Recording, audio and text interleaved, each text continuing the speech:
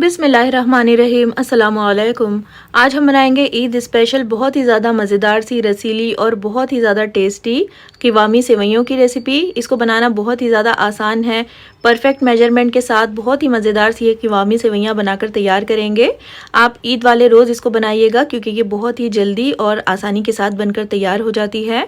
फिर चलिए फटाफट से रेसिपी को स्टार्ट करते हैं। तो सबसे पहले यहाँ पर मैंने एक पैन रखा है गैस पर और ये किवामी सेवइयाँ बनाने के लिए मैंने 3/4 कप के जितना देसी यानी कि खालिस घी लिया है। तो यहाँ पर आप देसी घी का ही इस्तेमाल करिएगा। तो सबसे पहले 1 से 2 टेबलस्पून हम घी जो है वो पैन में डालेंगे। घी को अच्छी तरह से पहले गर्म कर लीजिए। उसके बाद हम इसमें 30 ग्राम के जितने फूल मखाने ऐड करेंगे और 20 ग्राम मखानों को मैंने इस तरह से दरदरा सा पीस लिया है, वो भी इसमें ऐड कर लेंगे। और अब हम मखानों को लो फ्लेम पर लगातार चलाते हुए 4 से 5 मिनट के लिए भून लेंगे, जिससे कि मखाने अच्छी तरह से क्रिस्पी हो जाएंगे और बिल्कुल हल्का सा इनका कलर चेंज होगा। अब यहाँ पर देखिए मखानों को मैंने 4 मिनट तक अच्छी तरह से भून लिया है। काफ़ी अच्छे से ये क्रिस्पी हो गए हैं। इनको हम एक प्लेट में या फिर एक बाउल में ट्रांसफ़र कर लेंगे। इनको रख देंगे एक साइड में।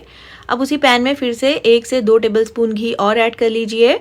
और यहाँ पर मैंने कुछ ड्राई फ्रूट्स लिए हैं, तो काजू, बादाम, पिस्ता, किशमिश, चिरौंजी और थोड़ा सा चार मगज़ और थोड़ा सा ग्रेट किया हुआ सूखा नारियल है। तो यहाँ पर इन ड्राई फ्रूट्स की क्वांटिटी को आप अपने टेस्ट के मुताबिक कम या ज़्यादा कर सकते हो, या फिर जो ड्राई फ्रूट आपके पास अवेलेबल ना हो, जो आपको पसंद ना हो, उनको आप स्किप कर दीजिएगा। इन ड्राई फ्रूट्स को हम 2 से 3 मिनट के लिए लो फ्लेम पर भून लेंगे, जिससे कि ये हल्के से क्रिस्पी हो जाएंगे। तो बहुत ज़्यादा भी हमें इनको डार्क नहीं करना है। अब देखिए अच्छी तरह से ये क्रिस्पी हो गए हैं, बिल्कुल हल्का सा इनका कलर चेंज हुआ है। इनको भी हम निकाल करके एक प्लेट में रख लेंगे और इसी पैन को फिर से क्लीन कर लीजिएगा। उसमें हम 2 टेबलस्पून भरकर घी ऐड करेंगे और अब इस घी में हम 250 ग्राम की जितनी बारीक सेवइयाँ ऐड करेंगे। तो किवामी सेवई बनाने के लिए आपने हमेशा बिल्कुल बारीक वाली सेवई का इस्तेमाल करना है। इससे रिजल्ट्स बहुत अच्छे आएंगे और सेवइयाँ बहुत अच्छी बनकर तैयार होगी। तो सेवइयों को हम स्पैचुला से ही तोड़ते हुए अच्छी तरह से भून लेंगे।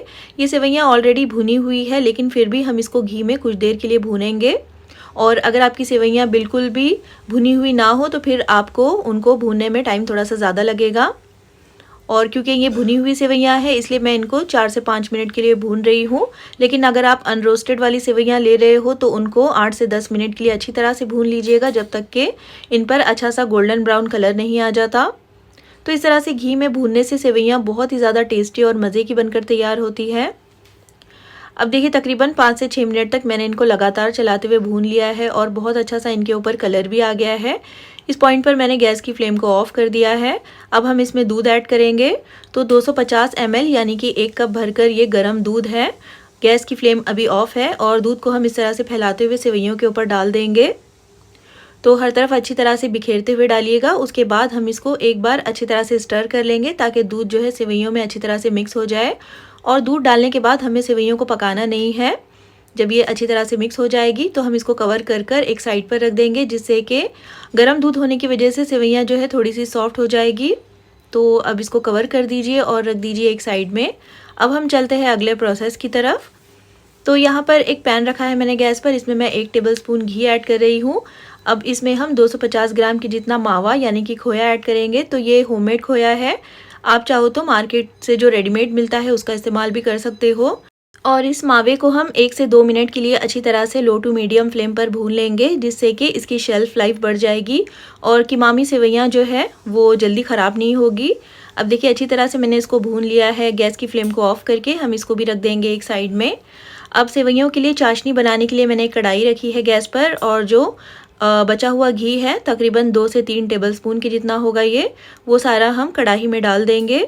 घी को अच्छी तरह से मेल्ट कर लीजिए। इसमें हम 4 से 5 हरी इलायची और 3 से 4 लौंग ऐड करेंगे। थोड़ा सा इनको फ्राई कर लीजिए घी के साथ, जिससे कि बहुत अच्छा सा अरोमा जो है इनका रिलीज़ हो जाएगा घी में। और उसके बाद हम इसमें शक्कर ऐड करेंगे। तो क्योंकि 250 ग्राम की जितनी सेवइयाँ थी तो उसका 3 गुना ज़्यादा यानी कि 750 ग्राम हमें शुगर इसमें ऐड करनी है। साथ ही इसमें 2 कप पानी ऐड कर लीजिए और इसी के साथ हम इसको मीडियम हाई फ्लेम पर पकाएंगे जब तक कि शक्कर इसमें अच्छी तरह से घुल नहीं जाती। तो लगातार चलाते हुए पकाइएगा ताकि शक्कर जो है वो तले में लगे नहीं। और साथ ही मैं इसमें सिर्फ 1 चुटकी के जितना orange red food colour add कर रही हूँ, जो कि बिल्कुल ऑप्शनल है। अगर आपको पसंद ना हो तो फिर आप इसको स्किप कर दीजिएगा। आधा टीस्पून मैंने इलायची का पाउडर ऐड किया है। इसको भी अच्छी तरह से मिक्स करते हुए पका लेंगे। और यहाँ पर देखिए चाशनी में काफ़ी अच्छे से बॉईल आ गया है, तो इसी तरह से हम इसको 3 से 4 मिनट के लिए पकाएंगे।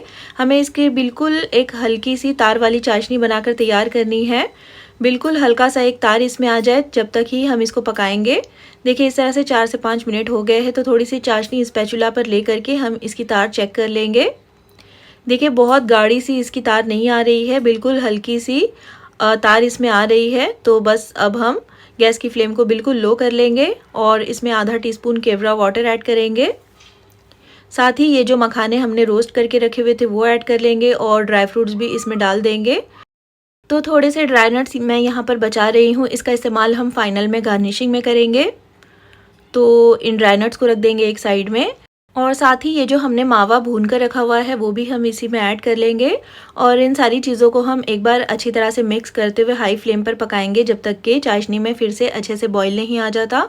उसके बाद हम इन सारे ड्राई नट्स को चाशनी में 1 से 2 मिनट के लिए पकाएंगे लो फ्लेम पर। और जब ये अच्छी तरह से पक जाएंगे तो हम इसमें ये भून करके रखी हुई सेवइयाँ ऐड कर लेंगे और सेवइयों को डाल करके हमें इसको एक बार अच्छी तरह से मिक्स कर लेना है। और गैस की फ्लेम को हाई ही रखिएगा ताकि इसमें अच्छी तरह से बॉईल आता रहे। और जब सेवइयाँ अच्छी तरह से मिक्स हो जाएगी तो हम गैस की फ्लेम को लो करके इसको कवर कर 2 से 3 मिनट के लिए पकाएंगे लो फ्लेम पर। अब यहाँ पर देखिए 2 से 3 मिनट हो गए हैं सेवइयों को चाशनी में पकते हुए और देखिए अभी भी इसमें काफ़ी सारा लिक्विड बाकी है, लेकिन जैसे ही हम इसको कुछ देर के लिए रखेंगे सेट होने के लिए तो सारी चाशनी सेवइयों में अच्छी तरह से एब्जॉर्ब हो जाएगी। अब गैस की फ्लेम को ऑफ कर देंगे और इसको 2 से 3 घंटों के लिए रख देंगे एक साइड में। और तकरीबन 2 से ढाई घंटे गुजर जाने के बाद हम सेवइयों को चेक कर लेते हैं।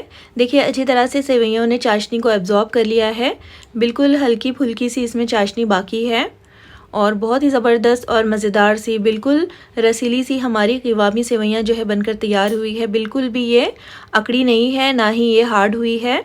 तो चलिए इसको फटाफट से सर्व कर लेते हैं। तो देखिए कितनी मज़ेदार सी रसीली सी हमारी क़िवामी सेवइयाँ बनकर तैयार हुई है। ईद वाले दिन आप इस मज़ेदार सी सेवइयों को बनाइएगा ज़रूर, बहुत ही ज़्यादा टेस्टी लगती है ये खाने में और ये बहुत ही झटपट से बनकर तैयार भी हो जाती है। तो ट्राई एक बार ज़रूर कीजिएगा और अगर रेसिपी पसंद आई हो तो प्लीज़ इसको लाइक और चैनल को सब्सक्राइब करना बिल्कुल भी मत भूलिएगा। और ईद स्पेशल और भी कई तरह की सेवइयों की रेसिपी, शीर खुरमे की रेसिपी, बिरयानी पुलाव की रेसिपी चैनल पर अपलोड की हुई है, उनको भी एक बार चेक ज़रूर कीजिएगा। फिर इंशाल्लाह मिलते हैं नेक्स्ट वीडियो में एक और बहुत ही ज़बरदस्त रेसिपी के साथ। तब तक अपना ख्याल रखिए, दुआओं में याद रखिए। अल्लाह हाफिज़।